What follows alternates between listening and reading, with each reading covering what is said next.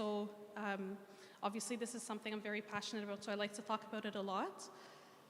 And since I finished my training, I've been working with kids and adolescents, so that's an area that is an area of interest for me. The second is I'm a mother, and so obviously this is a very hard job that I'm learning a lot about, so that's something that I like to talk about this because then I learn at the same time. And the third reason is, I think like a lot of people here, I'm an immigrant from Egypt, but unlike a lot of people here, I immigrated here when I was a kid instead of when I was a parent. So I went to school in Egypt for a couple of years and then came to Canada, to Montreal, and then Ottawa. And the reason I bring that up is because myself and everybody who was in my generation, we've had like one full generation in Canada of Copts, like, you know, from being kids to being adults and being parents ourselves. And throughout that, in the last couple of years, I've talked to a lot of people who would say, you know, when we look back at our childhoods or at our adolescence years, some of the things that we see were hard for different people at church. Now looking back, it's very easy to say that it was actually just mental illness. And so that's why I like to talk about this now, because I'm really hoping that for the next generation, that's something that we talk about a lot more as well. So those are the three reasons. So as I said, there's a Slido. If you're welcome to we can just talk without the Slido, or if it's easier to put something in there, you can. So we'll do that. So before we start, I guess the first question that we can say is just, what do kids need? Like just as basic, what do children need? As I said, you can put a word in there, or you can just raise your hand and we can talk about it here. Okay, yeah, awesome. What do children need? And I think if I go down, we're gonna see, sorry? Yeah, that way we can see what comes up. What's the biggest, maybe I'll make it more specific. What do children need for good mental health? For good mental health? Love, yeah, sorry? Attention, yeah.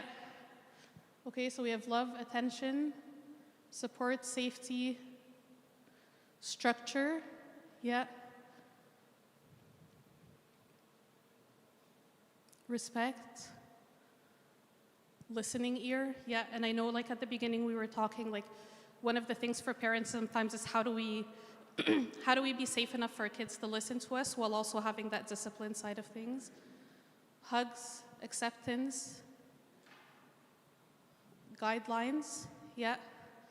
Awesome, so that's a really, really, really good list. I saw what just went up. Validating feelings and play.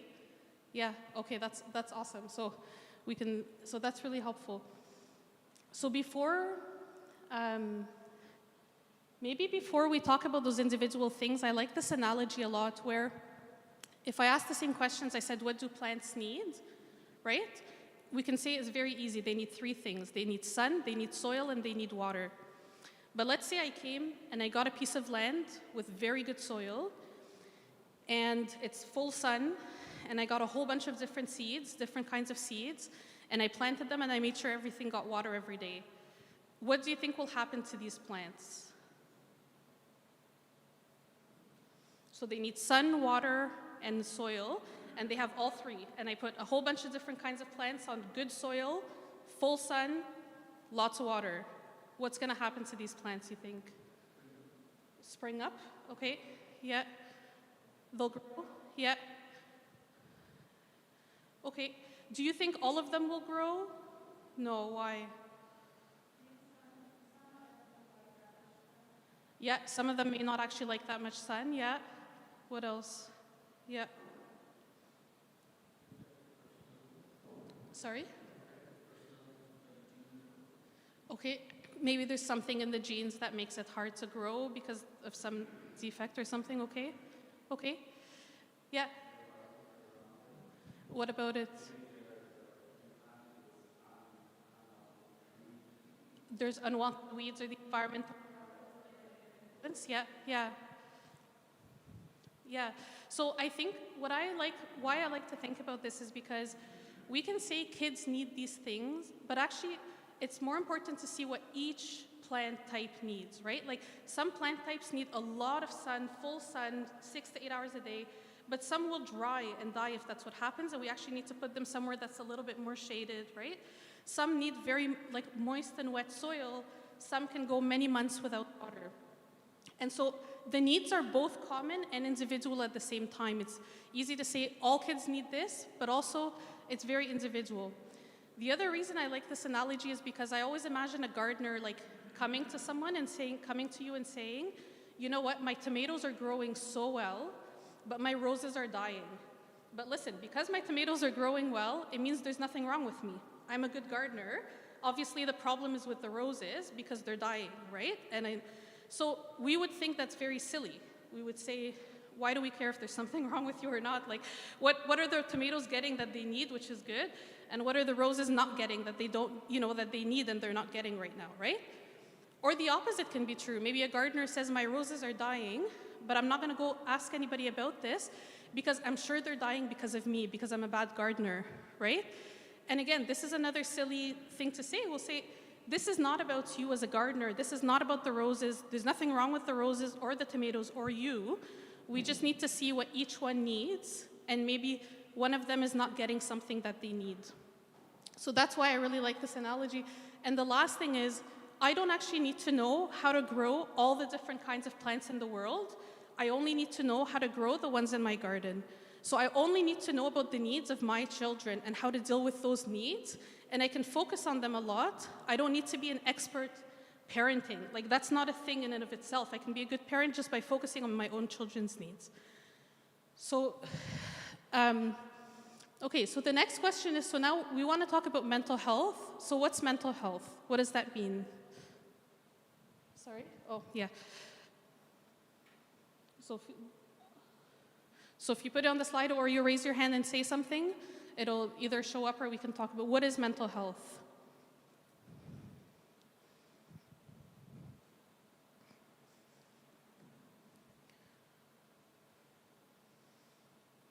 Yeah.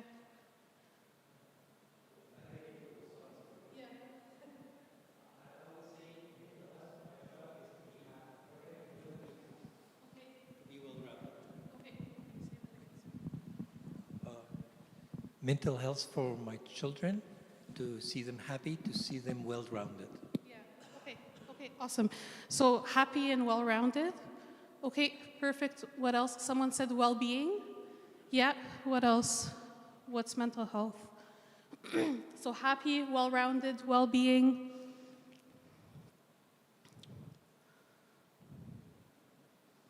Okay, maybe it's not on there, but so what's mental illness? Yeah.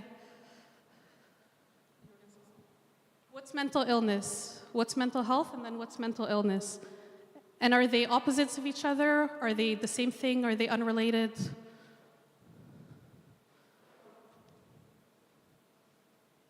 Oh, someone says science. Okay, that there's a science to it. Okay, the ability to comprehend their environment and feeling insecure. So feeling insecure might be for mental illness, the ability to comprehend their environment. Okay, so I'm not gonna get sciencey. What I'm gonna do is I'll just talk quickly about a kid's life, and then we'll talk about what's mental health and what's mental illness in that kid's life. So if I try to imagine all the parts of a child's life, okay? So the first, we can say there's connection. There's their need for connection. So each and every, where is this? All right. So each and every one of us has this need put in us by God for connection. And this is a survival need. This is not an extra bonus optional need. This is as core to our survival as food and shelter and connection. And we know that we say God said, let man not be alone. And this is a core need of who we are. So every child has that need. Okay, they have different, but again, with that garden, right? Same need, but different amounts. So maybe everybody has a need for connection, but some people's need for connection is like a small little bucket, and the little bit of connection they get every day is actually enough. And some people's need for connection is like a big bucket, and actually we need to be a lot more proactive about connection for them, right? So different needs, even if it's the same. The next one is play. So play for kids is not just optional. It's, there's the saying, play is the work of children. Play, just so is not optional, it's a core need. So why is it a core need? Because play allows them to practice real life. Play is where they practice, how do I take risks? And then what happens when those risks succeed and what happens when those risks fail? And how do I do things myself without a parent or an adult always telling me what to do? How do I be independent? And how do I fail when it still doesn't matter, you know? Like all of us are gonna fail in life and it's gonna matter a lot sometimes. But kids, when they play, so when we play games and they win, how do I deal with winning? And then they lose, how do I deal with losing, right? And so these are very important skills for life. So play is a huge part. Okay, what about learning to be with others? Learning how to interact with other people. So how do I talk to people? How do I deal with conflicts? How do I deal with when someone has something I want and I feel jealous? How do I deal with this jealousy? That's a big learning that's happening in a child's life, right? Community, so our church community, our faith, our relationship with God, the sacraments, all of these things. How do I be part of that? How do I get that belonging and be a part of this? Learning about the world. That's the curiosity piece, not just the school piece, right? So kids, when they see something, it's like the whole world stopped because the thing in front of them is all they're focused on. Because their brain is designed to make them learn about things that way. Everything stops because this one toy in front of me, they're like, how does this work? What is it? What does it do? Right? So they're learning about the world.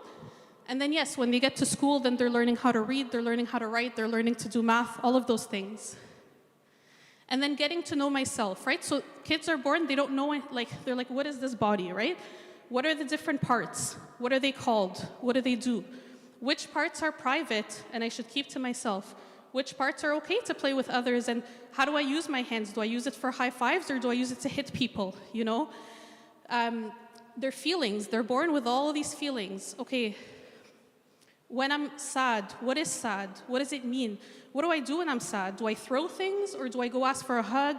When I'm angry, you know, when I'm scared, how do I deal with scared? So all of these things are part of a child's life. So if we talk about mental health, we can just say mental health is the emotional well-being that allows a child to do all of these things. It's the resources that allows them to do all of those things, okay? So doing those things means like meeting goals, dealing with stress, dealing with difficult times. So it doesn't necessarily mean like all the time being happy, right? Because part of knowing how to deal with stress and that well-being, that's going to be part of mental health. And then mental illness, we can say mental illness is the disorders that get in the way of doing these things. So disorders of how we think or how we feel or how we act that get in the way of being able to live life fully to do all of these things, okay? And the other question is mental health and mental illness are not opposites. They're actually two separate things, they're not opposites. So if you look, you see on the horizontally, there's mental illness, and vertically, there's mental health. What does that mean? So I'll give you an example. I can be somebody who's very healthy physically. Like, let's talk about physical health. I can be very healthy, and I eat well, and I exercise, and then I fall and I break a hip, and then I need to stop working for 3 months, and I need to get surgery, and I need to do rehab, and it takes 3 months before I can get back to my life. Does the fracture mean that I've lost my physical health? Not necessarily. I'm a healthy person who had a fracture, okay? It's not that now that I got this fracture, now mental health is out the window, or physical health is out the window. No, I'm a healthy person who has a fracture. So the same thing happens with mental illness. I can be a very mentally healthy person, resilient, great, and I start a new job and I get a depression, and I fall into a depression, and I need time off work, and I need to take medications for a bit, or I get admitted to hospital, or whatever it is. And then I deal with all these things, and then I come back and I say, you know what, I talk to people very casually, and I say, last year I had a depression in the summer, right? Does that mean that I'm not a mentally healthy person? No, these are not the same thing. Health and illness, health is not the absence of illness. It's something positive that we work towards, and illness doesn't mean we don't have health. And the opposite is true. I can say, I have 0 diagnoses. I have no diabetes, I have no heart disease, I have no, but it doesn't actually make me a healthy person. Not having illness doesn't make me healthy, right? And so these are not opposite things. We can work towards having a diagnosis doesn't mean I'm not a healthy person, and the same thing applies for mental illness. I can have autism, I can have ADHD, I can have had an eating disorder, I can have had bipolar disorder, I can have depression, anxiety, and I can still be somebody who's working towards mental health and who actually is a pretty healthy person, but I have this illness that I have to deal with. They're not opposites. Okay, so this is where I want to spend the most time, is why don't we talk about mental health and mental illness in childhood? My experience, my experience is usually we talk more about it for the teenage years, for the adult years, but we don't talk about it in childhood. My experience could be wrong. If it is, do we talk about it? And if not, why don't we talk about it? And again, you can do Slido or raise your hand, whichever. Taboo, okay. It's a bit taboo to talk about it, yeah. What else?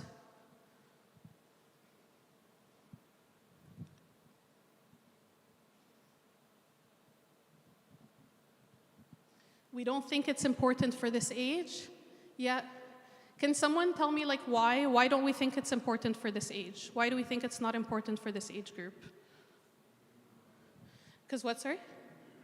Yeah, we think they're gonna grow out of it, right? So maybe it's just a phase and then they're gonna grow up and that's it. We don't need to worry about it. So we just need to wait them out. Okay, what else? We think it will change. Yeah, we didn't grow up knowing what it is. Yeah, we tend to take it as a behavior of the child.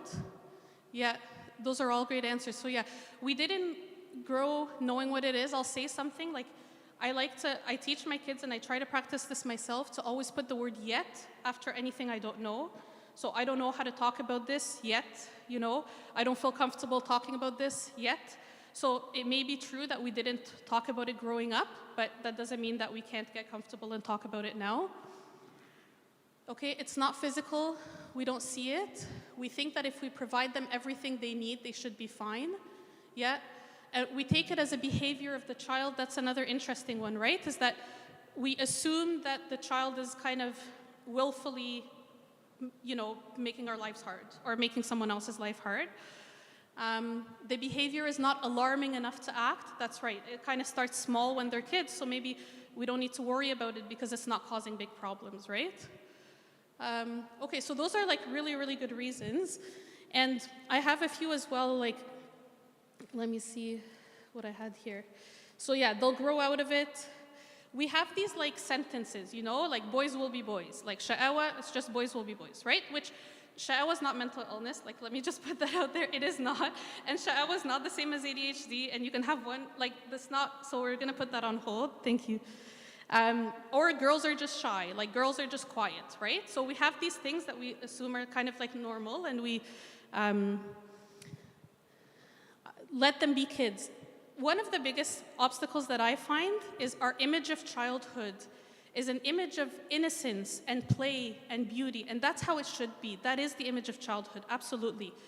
But I'm gonna argue that the reason we should talk about mental health and mental illness is to preserve this image for all children, not to lose it. It's not because now we're saying children are not innocent, they're going through these big problems. No, it's because not all children, some children have these obstacles to having these things of play and connection and community and all of that. So we should talk about mental health and mental illness to preserve this really beautiful image, not to change it. Okay, so I'm gonna go through 3 reasons why I think we should talk about mental health and mental illness when kids are still young and not wait till later when they're children. The first is, and I think what happens in childhood impacts the rest of a person's life. I've seen this so clearly, like I said, I'm a psychiatrist, right? So I used to work at like elderly, like what's it called? Sorry, geriatric care. And we are still talking about the things that happened in childhood, okay? After retirement, close to end of life, what we're talking about is still the things that happened in childhood, because the things that happen in childhood impact the rest of someone's life. So I want you to imagine that you have a new job, and you know that there's a task that you're gonna have to do again and again and again and again every day of this job. So you say, okay, I'm not gonna think about it every time, let me just create a template. And I'm gonna use this template to make my life easier. Well, children's brains are creating templates for the world. They're born and they say, okay, I'm gonna have to be in relationships with people for the rest of my life. Let me create some templates for that. And those templates start very, very early. In the first year of life is when we should be talking about mental health. Why? Because when kids are getting their needs met, their basic needs, food, connection, intimacy, all of those things, they're creating a template that says, I can trust that my needs will be taken care of. I can trust that the world will meet my needs, okay?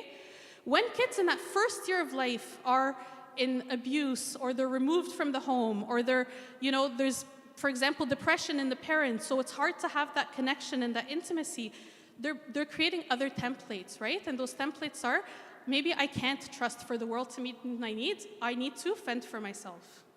I can't trust the world to meet my needs. And those templates then stay when we're in our 20s, 30s, 40s, 50s. We are still functioning with these core kind of things that our beliefs about the world that we developed in those early years. So it's very important to, not just for relationships, right? Can I do things when kids are young and they say, I want to help, I want to water the plants, I want to do this, and we say, no, you can't, no, you can't, no, I'll do it, no, I'll do it, no, no, no. The template they're creating is, I can't do things. I can't do things by myself. I'm not trusted, I'm not able to, that self-esteem piece, right? Whereas when from they're very young, we say, hey, this is your responsibility. You have to be the one doing it, and I trust you to do it. Then they can build the template of, I can do things. I can do things, and I can do them well, and I can trust in myself. The negatives that happen in childhood impact people negatively for the rest of their life. So there's something called adverse childhood experiences. If you count, there's 15 little circles in there, and these are all negative things that can happen in a person's childhood. Okay, so abuse, like physical abuse, if somebody is really like hurt, harmed physically, emotional abuse, if someone is told all the time you're worthless, all of these things. Sexual abuse, if somebody is touched inappropriately or dealt with inappropriately, right? Neglect means not meeting their needs. So physical neglect means not having, not feeding food, clothes, all of those things, or emotional neglect means not actually meeting the emotional needs of kids. And then other things like mental illness in the family, if there's substance use at home, incarceration, a parent went to jail. Domestic violence means violence between the parents, like parents, hitting each other, anything like that. Separation. So those things, what we see is if we look at somebody over their whole life and we count how many of those there are, if there's only one, it's going to have some negative impact on the rest of their life, and not just for their mental illness, but for their physical illness as well. Meaning that the risk of heart disease, diabetes, all of these things go up the more of these that you have, okay? So, and it's numbers. So if somebody has 4 of these, then that risk is even worse. So the negatives impact negatively, but the good news is also the positives impact positively. So the things that are positive in a child's life, I can't read it from here, I'm gonna read it. The things that are positive in a child's life, they help their mental health positively for the rest of their life. So the first one says, the ability to talk with family about feelings. Kids who at home can talk to their families about feelings, we see that later on they have better mental health. When the kids feel the experience that their family is supportive in difficult times, if they feel like when things are hard, I know my family is supportive, that helps with their mental health. When they can enjoy and participate in community traditions, and this is where it's awesome to be part of a church and part of a community like this, because there are these community traditions all the time, and this helps with mental health. When in high school they feel that they belong, that helps with mental health. When they feel supported by their friends. When they have at least 2 adults who are not their parents who genuinely care about them. So that could be aunts, uncles, grandparents, Sunday school teachers, parents, friends, right? 2 adults who genuinely care about them. And when they feel safe and protected by an adult at home. So the negatives impact negatively, but the positives impact positively. So the first reason is that, what happens in childhood impacts people for the rest of their life. The second reason is a lot of mental illness actually starts in childhood or early adolescence.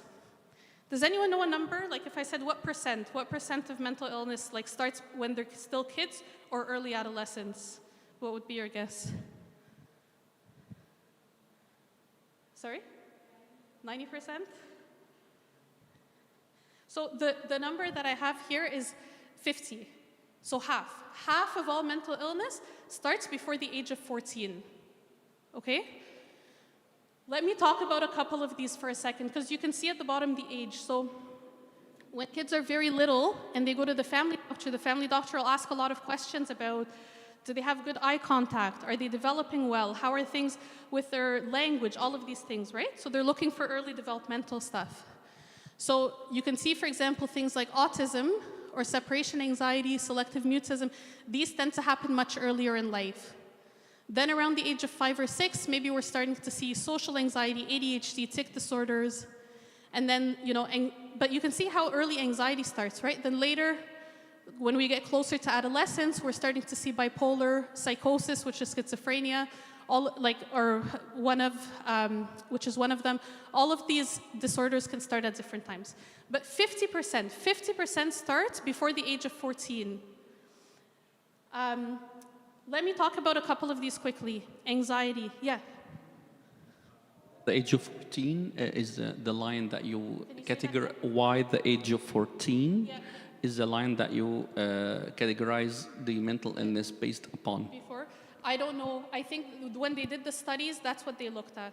So I'm not sure. That's just a statistic that I can find. Like that study, they just looked at the age of 14, but I'm not sure why. Yeah. So when we can say that a brain is fully mature, or not mature, grown up? So by 25. Yeah. So the brain is fully mature by close to 25. Yeah. So it's not 14, no. But I don't know why they chose 14. That's a good question. Okay. Is it normal to feel anxious? 100%. Is it normal to feel shy? I'm so shy. My kids are each time I do these meetings, I'm pumping myself up before all of that. So all of these things are normal. But again, the problem is when it gets in the way of doing the things in your life. So a kid might start school the new year. They feel a little anxious on the first day and they need a little push and all of that. And then by the first week, by the second week, by the third week, they're good to go. Okay? Normal, no problem. But someone else might say, we are 6 months in, and it's the same every day. And every morning, the kid is having a panic attack, they're crying, they're screaming, I have to beg them and bribe them, they've missed a lot of school, right? And again, maybe when they're kids, it's not a huge problem yet, but it's getting in the way of their life. It's getting in the way of their life. And then something small can happen, like they get sick and they have to miss 3 weeks of school. And then after those 3 weeks, that's it. Then they're not going back then, because now there was a chance for that avoidance, right? So all of these things, there's always a spectrum of what's normal and what's not. But in my mind, the line of when should I get help, when is it a warning sign, is when it's getting in the way of me being able to do the things that are important parts of my life, okay? Autism is something so as humans, we are very social and emotional beings, and in any relationship, there's a back and forth, socially and emotionally, right? Well, some kids, they don't have that ability to do that back and forth, meaning that they can't really recognize, when we talk, there's the words we say, but then there's what's not said, what we mean and the nonverbal, okay? They maybe only understand the words that we say. So very literal, and then sometimes they can't, eye contact might be something hard, things like that. So sometimes those kids, people around them would look and say, they're so rude. They're so rude. But they actually just don't understand normal social cues, normal social interactions. So it comes off as very rude, but actually there's something missing there, okay? So there's different, I'm not gonna go through all of them today. My goal is just to say, let's talk about this early, let's learn about it early. And again, like I said before, I don't need to know about every mental illness in the world. I don't need to know about every parenting strategy in the world. I just need to know about my own kids and what they need, and that's it, without any sort of blame anywhere. The last reason I have is that I think it's easier to intervene early. So I'm gonna tell you something about the mental health system in Canada. The mental health system in Canada, there's only 2 ways to get help, okay? The first is that somebody wants help, and the second is that somebody is not safe if they don't get the help, okay? So let's say somebody is gonna go out and hurt someone without getting help, or they're hurting themselves, or they're at risk, okay, then we can say, even if you don't want it, we're kind of gonna push you to get it because you're not safe without it. But if they're not safe without it, the only other way is that the person wants help, okay? And there's no age below which or above which it's like kids make their own decisions or parents make it for them. It's by maturity. There's no particular age. There's no before 16 the parents are in charge, after 16 the kids are in charge. No, it's by maturity. Meaning that I can have a mature 12-year-old, 13-year-old, right? And the parents are worried about their mental health and they say, no, thank you. I'm not going to see anybody. I'm not doing therapy. God be with you. I'm not participating in this. And then the parents feel a bit stuck because they can still do things. The parents can still do things to help that kid. I'm not saying there's a lot, but sometimes it can be a bit trickier. The opposite is also true. Kids can come and say, I want to get help. I do not want my parents involved, period. I don't want them to know that I'm getting help. I don't want them to know what I'm saying. I don't want them any of that, right? So, but when they're kids and we see that something is hard, it's a lot easier to get involved as a team. I'm not saying we can't get involved as a team when they're in high school. We can. And I promise you, physicians will try their hardest to explore why. Can we try to involve your parents this week? Okay? But sometimes it's easier when they're kids because we can go as a team. We can, as parents, be the ones who are leading all of that, right? So it is easier to intervene early. And then there's something, I'm going to say something about this, the snowball effect. So let me look at the time. So you know when you have a snowball at the top of the mountain and you let it roll, it starts off very small, but then as it rolls, it gets bigger and bigger and bigger and bigger and bigger, right? Sometimes it's like that with mental illness, meaning that, so I'm going to give one example that I see a lot at work, okay? Which is that one example is, let's say, so ADHD. So I have a 6-year-old who has ADHD. What does that mean? It means that for all of us, our brains, they kind of have a button that we can say, I need to focus more, I'm going to turn it up. I need to focus less, I'm going to turn it down. And we can choose how much focus to give something, okay? But if someone has ADHD, that's not a knob like that, it's on and off. It's either this is so exciting and I love it, my focus is on and I can focus 1,000%, or I don't care about this, it doesn't matter what you say, my focus is off, you cannot convince me to focus, okay? So that's what ADHD is, there's a focus. So sometimes, for example, the kids might have a really hard time sitting still, or a hard time, fidgeting all the time. If you look, there's always some movement. And that focus piece, right? Zoning out. Okay, so a 4, 5, 6-year-old, is that a big problem? Maybe, maybe not, okay? Sometimes it can be, sometimes they have more aggression at school and things like that, but maybe not, maybe it's actually just really, really cute, okay? And then they come to elementary school, then we start to see little problems. The snowball's getting a little bit bigger. So we start to see they're very smart, but when they do their test, they don't read the question, they answer before they read the first word, they get it all wrong. And then we sit with them, we try to explain it, we say, wait a sec, they understand it, it's not an understanding problem. Okay, with friends, actually they're very good at making friends. They're outgoing, socialize, but then it's hard to keep friends because when friends tell them, please stop, I don't like that, they don't know how to stop. They don't know how to stop themselves, they kind of keep going, right? So we're starting to see that snowball building up a little bit. Okay. Then at one point they look around and they say, how come in all of the kids around me, I'm always the one to get in trouble? I'm always the one that the adults tell me to stop, tell me to not do this, right? Probably I must be a bad kid. Maybe there's something wrong with me and I must be a bad kid, right? So now we're starting to pick up self-esteem stuff, okay? Then they grew up, maybe all of these things over time, it snowballs. At one point, maybe there's a depression because I'm realizing I try hard, but I'm not able to succeed in the same way that others around me are, right? So that's just one example of the snowball, but I can do this for any of these disorders. I can do it for anxiety, I can do it, learning disorders. Some kids might be very intelligent, but there's one area of learning that they can't do, reading. They cannot learn reading. Actually, it's just a reading disorder, and they can get some strategies and some help, and they can do better with that. So that's the third reason why I think we should talk about this in childhood before we get to adolescence and adulthood. Okay, so how can I support I think we're almost done here. How can I support my child's mental health? The first, we talked about all these things. These are all positives that we can focus on. So we talked a bit about that, but I have a few other tips here, a few other ideas. Positive parenting. I know that I mentioned this one because I know that we were at a talk a few weeks ago, and I know Adli gave a talk about positive parenting, which is something that's really helpful. And myself as a parent, I learned so much. Like I went home, we changed how we're doing things at home, all of that. It was great. So I actually hope that we have these conversations a lot more because I benefited a lot and our kids can benefit a lot because it's kind of like parenting in a way, and I think he said this right, it's parenting in a way that prioritizes the relationship and the learning. And so that's really helpful. Reading and learning together. What if I don't know how to talk to my kids about feelings? I've never learned about feelings. It's not something we talked about at home when I was growing up. What if I don't know how to talk to my kids about them? Okay, the trick, find a book and sit together and read a children's book and sit together and read it together. Reading together can be connecting with our kids. We can both have the same language.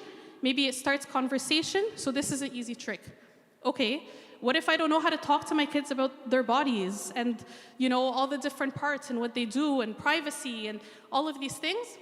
Get a book, sit together, read it together. Very easy way to connect with our kids in a way that, again, builds up that relationship. Even 10 minutes a day makes a big difference. Even if before bedtime for 10 minutes, I go and I say, hey, tell me 3 things about your day today, you know? 3 things. They say, oh, you know, my teacher did this, whatever. Okay, 3 things about your day. Or tell me who are the people in your class and who are the people that others love to play with and who are the people that, you know, are having a harder time and who's causing trouble. And like just to try to understand their life a little bit, 10 minutes a day can still be a big difference for connection. Responsibilities and chores, give them responsibilities, give them chores, so they feel I can do things. I can do things and then trust them with it. And then reduce screen time. I'm not going to talk a lot about screen time other than to say screen time is not bad, but it takes away from the things that they need, meaning that in childhood, I need to learn my feelings. I need to learn what's bored, what's happy, what's sad, what's angry. Well, if I'm on a screen all the time, I don't even have the time to experience these different things because I'm bored screen, I'm happy screen, I'm sad screen. So I'm not actually learning how to manage those feelings. So the recommendation usually is under 2 hours a day for, I think, this age group. Younger is less. So really reducing screen time is helpful. So these are things for how to support mental health. How to support mental health.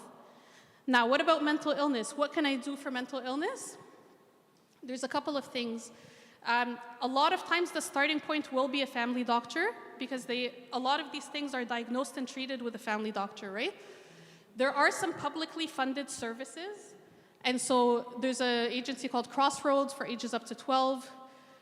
One Call, One Click is kind of like the triage that tells you just what's available in Ottawa.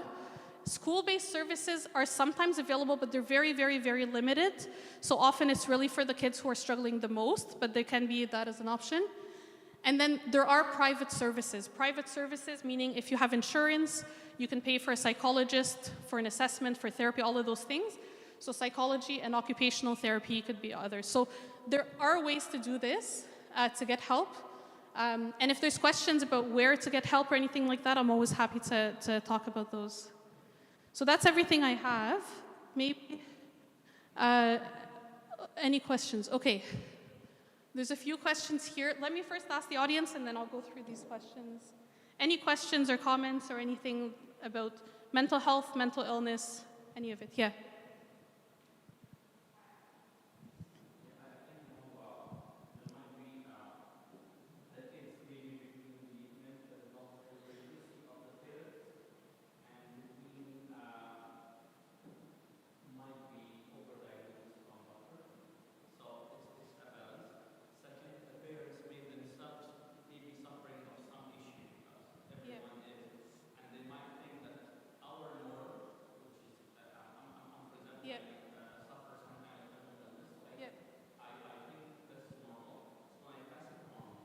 My kid, I think it's normal, so I don't take action. Yes. So I believe that some parents may be afraid to go to go and see a doctor because they are afraid of overdiagnosis or for this the stigma connected with it. And to begin with them, it might be illiterate about the mental illness. Yeah. So what would be your suggestions for that? Okay, so a couple of things. I always find it easier to talk about mental illness when we use physical illness as an example because it helps because that's more familiar to us, okay? This is the same thing, right? A parent might have a physical illness, but they always thought it was normal and that's it. So when their kid has it, they're like, no, it's fine, it's normal. Culture changes very slowly. Culture is not something that changes quickly. It's little conversations over and over again. So that literacy, I think that just comes from a long time of us talking and asking questions and all of that. If we don't have it now, it's just I don't have it now yet. Overdiagnosis, okay. Everything is always going to be on a spectrum. And none of these things that I talked about are bad in and of themselves. Again, let me give you an example. If you look at famous people in the world, entrepreneurs, all of these people, you will find a ton. You will find autism, you will find ADHD, you'll find all of these things, right? And for some people, it kind of just allowed them to focus on one thing, that's fine. So, but the line for me, and the goal is never to take somebody and like change who they are. That's not the goal. That would be a very bad goal. But the line for me is it negatively impacting their life? And if yes, what tools can we give them to help with the place that it's negatively impacting their life? Okay? So it's not diagnosing for the sake of diagnosing. If I have all the symptoms, do I need a diagnosis? No. You need the diagnosis if those symptoms are negatively impacting your life. If they're not impacting your life, that's fine. Like, risk-taking is a huge positive. Like, a lot of entrepreneurs, they'll talk about how when they were kids, they were labeled all these things, but that risk-taking is a positive. Like, that all of these things are positives. There's nothing wrong with that. But the line for me is like this. I'll come back to the questions in a second, but this like hexagon, is it getting in the way of my life? And if it's getting in the way of my life, it's worth getting help for. And a diagnosis is not the same as a label. If I have a cold, I have a cold. Like, I am not a cold. I have a cold, If I have diabetes, I have diabetes. I am not diabetes. I am a person who has diabetes, and I'll deal with it, and that's it, right? So a diagnosis is not a label. So overdiagnosing, underdiagnosing, I feel it's less helpful to talk about that than to talk about what does this kid need, and what tools can we help them with what they need. Those tools can be a lot of things. Yes, even in kids, we do use medication as a tool. It's a tool. It may be helpful for one kid. It may not be helpful for another kid. If it's not helpful, it's not helpful. We move on, right? It's just a tool. Occupational therapy is a tool. Therapy is a tool. Parenting, changing how we parent is a tool. There's all these tools we can choose from, but it's not who I am. It's just something I have, and that's it.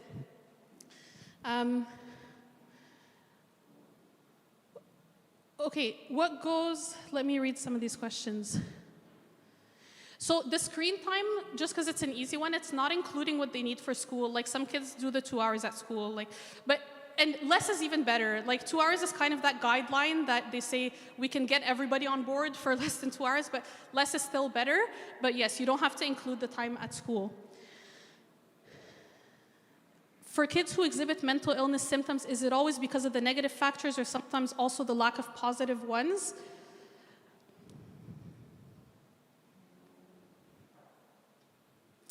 Yeah, so I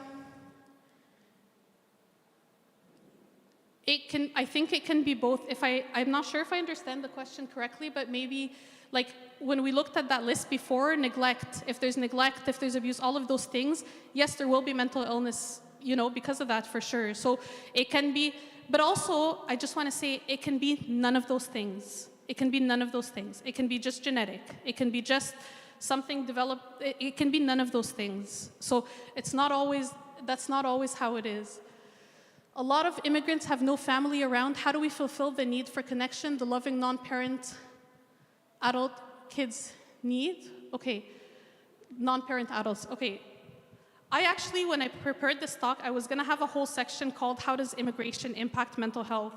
And then I decided against it, but maybe I'll comment on it quickly. I feel, first of all, when we don't have family around, how do we fulfill the need for connection? 10 minutes a day. Get 10 minutes before bedtime. If you have a bedtime routine, we can read a book together. I can ask you about your day. That's a great start, okay? I don't feel personally, I know that time is a huge issue, but I feel there's another obstacle for families that are immigrants, which is that they kind of feel like I'm not the best person who knows what my kids need. Like, the experts know better, the Canadians know better, the who knows know better. Like, so, or there's this hesitation to actually like get into their life and talk about things. And so I actually like want to say for this part on the immigration piece that if you don't like to read with your kids in English and they understand Arabic, like get an Arabic book and read it from your own childhood that you like. That you're person that your kids need. You are still the best person that your kids need. And sometimes parents will say, well, we didn't grow up here, so we don't know what goes on at school. We don't know the language they speak. Okay, how excited do you think a kid would be if the parents sat them down and said, I keep hearing about this Taylor Swift. Who's Taylor Swift? What's her story? And why do people like her? And why do people not like her? And, you know, tell me, like in your class, who's popular, you know, and who's not popular? And if we could ask our kids to teach us the things that we don't know. And by the way, we grew up here, and our kids are still growing up in a different world than we grew up in, okay? And I'm sure the same is true in Egypt. Like, that if you were in Egypt, I'm gonna guess that kids growing up in Egypt now is still different than when their parents grew up. So if there's that obstacle because of the immigration, whatever it is, I think we can still get the kids to teach you. Ask them questions. Say, hey, what is the hardest thing about being in grade 5? What do you wish was different? What's something easy, right? And get them to teach you about all those things. Do people talk about, let's say, you know, there's always the physical education. How are we going to talk about physical education?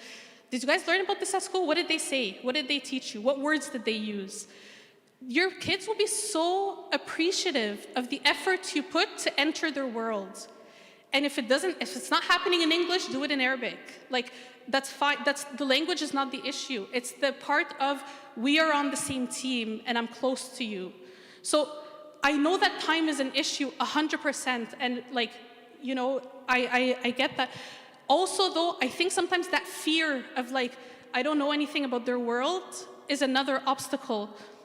I was just talking to somebody, a colleague, who was telling me, they said, you know, Canada's so lucky because they get the best of every country to come and immigrate to Canada.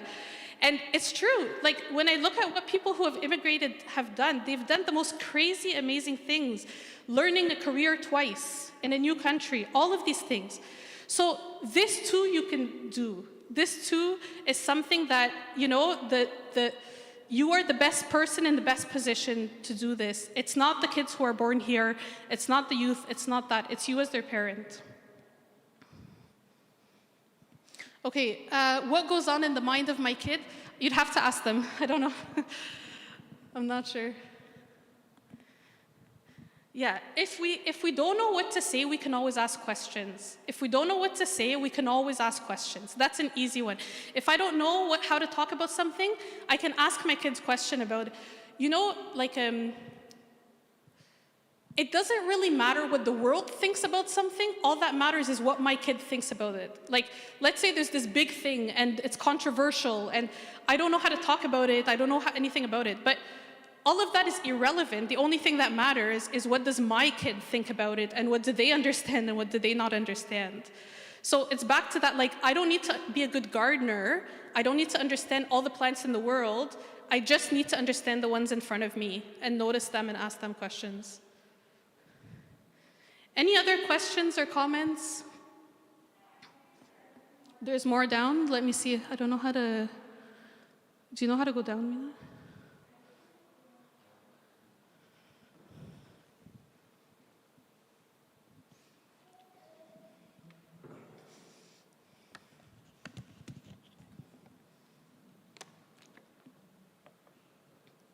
Can you see them on your phone?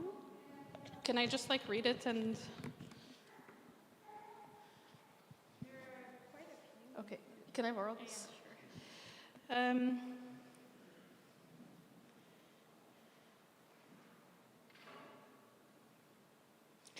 With something like ADHD diagnosis, if it needs medication, is it for life? kids using screen, how to deal with boredom. Okay, let me come back. Okay, do I need something for life is, like, in my mind, less of an important question than what do I need to do now? Like, people who have low thyroid, they take thyroid for the rest of their life. Like, and it has zero impact on their life. They wake up, they brush their teeth, they take their thyroid meds, and they move on with their day. Some things need for long term, some things need for short term. But what's more important for me is not the medication, this, the that. It's just, what does my kid need now? And if there's something they need now, I can meet that need now. How to teach them about boredom is hard. Like, I don't know, I'm having a hard, it's a lot of learning, but I think with everything it's practice. So we have to have opportunities to be bored sometimes and to not be available for them. Yeah.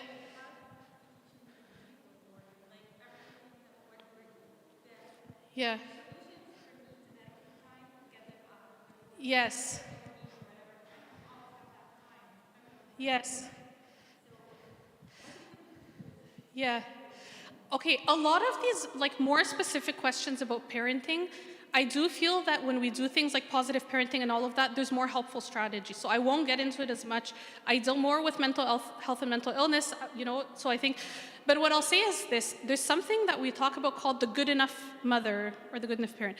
And the idea is that when kids are babies, a mother meets every single one of their needs immediately, right? They cry, we pick them up, okay. Over time, as they grow up, that starts to go down and down and down. Maybe I'm doing something in the kitchen, I'm not ready right away, all of that stuff. But the idea is that actually being good enough instead of perfect is what the kids need. So if I was perfectly attuned to their needs and meeting them every moment, there's not that chance, that space for them to learn also how to manage their own needs.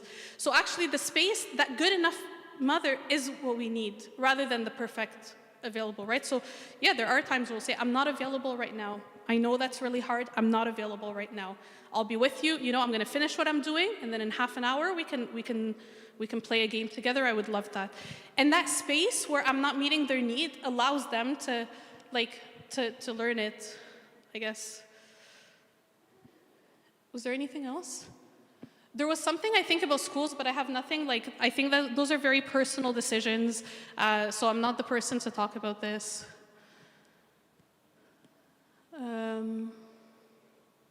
I think that's everything.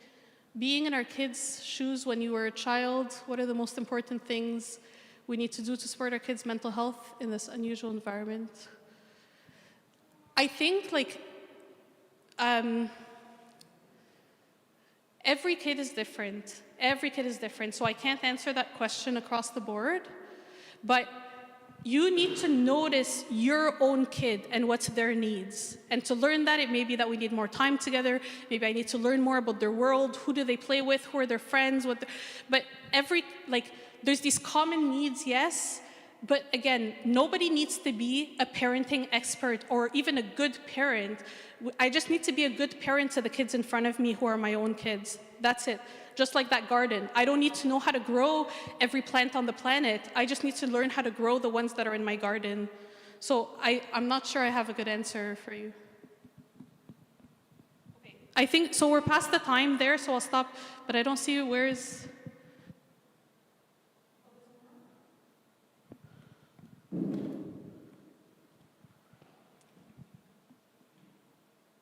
Maybe I'll do one last question there. I think I answered that one. Yeah. Last one down.